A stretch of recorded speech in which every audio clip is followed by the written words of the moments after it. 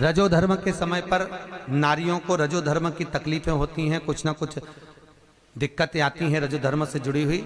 लाल गुलर का फूल देखा, वो देवी जी को चढ़ता घंटी वाला फूल गुलर, वो फूल शंकर जी को समर्पित करना है। कहां पर? जहां पर अशोक सुंदरी का स्थान है। आपको पहले भी कथाओं में बताया कि भगवान शंकर का जो शिवलिंग है, ये शंकर जी का शिवलिंग है, ये भगवान माता पार्वती का कटी भाग, माता पार्वती की गोद जो गोल है, यहाँ जल नीचे गिरता है। ये शंकर भगवान के जो दो चरण हैं, ये दोनों देवताओं का भाग है।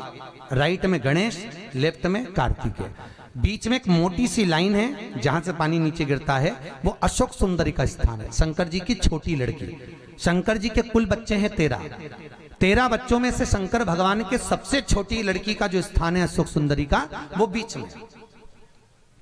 ऊपर से जो पानी गिरता है बूंद बूंद, ये शंकर जी की 5 लड़कियां हैं, जया, विषहरा, शामलीबारी, दोतरी और देव। ये शंकर जी की 5 लड़कियां।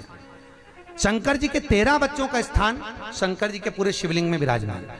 तो जो गुलर का फूल है वो अशोक सुंदरी की लाइन जहां से चालू होती है पार्वती जी के कटी भाग से, उस स्थान पर छुलाकर नारी को अगर रजो धर्म से जुड़ी हुई कोई भी बीमारी रहे, 5 या 7 दिन उस गुलर के फूल को खा लीजिए, रजो धर्म से जुड़ी हुई बीमारी एकदम ठीक हो जाती है। हमारा नारी केवल एक गुलर का फूल अशोक सुंदरी के स्थान पर उसको समर्पित कर कर खाना।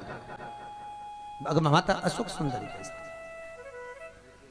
ये साधारणता नहीं है। तुमरुका जी के नाम का स्मरण, तुमरुका जी शिव महापुराण की कथा कहने को तैयार तो हो गए, पर तुमरुका जी ने कहा कथा तो कह दूंगा। तो फिर बात क्या है? चंचुला देवी ने कहा फिर कथा क्यों नहीं कहना चाहते? तुमरुका जी का कथा तो कह दूंगा, पर बात इतनी सी है कि कथा तो कहने में दिक्कत नहीं है, पर बात इतनी सी है कि चंचुला देवी शिव महापुराण की कथा का कोई जजमान बने तो कम से कम जोड़े से तो बैठे, पर तू अकेली है, क्योंकि तू बेधब्य है, तो फिर तू कैसे बैठेगी? किसी को जोड़े से तो बिठा, कोई यजमान तो बना। चंचुला देवी कहती है मैं किसको बोलूं? चंचुला वापिस चली गई, नैनों में जल भरकर फिर मौन होकर बैठ गई। पार्वती ने पूछा क्या हो गया? होकर बैठ गई तो क्या कथा नहीं मिली? नहीं, तुमरुका जी ने कथा तो दे दी, करने के लिए मना नहीं है, पर जोड़ा किसको बिठाऊं? पार्वती जी बोली तो उसमें क्या दिक्कत है, तू क्यों नहीं बैठती? मेरा पति नहीं, पति के मोक्ष के लिए तो करवा रही, तो फिर एक काम कर, शंकर भगवान से विनती कर।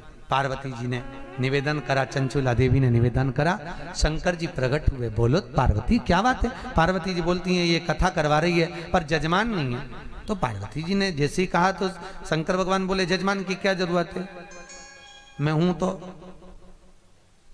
मैं हूं ना।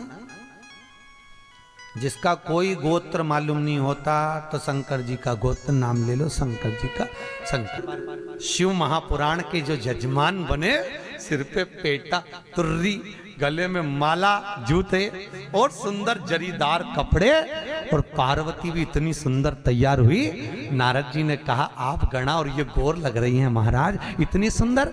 शंकर जी कहते हैं नारद तूने हमारा नाम रखा है गणगौर, आज से भारत की भूमि पर हमारा ये स्वरूप गणगौर के रूप में पूजा जाए, गणगौर के रूप में।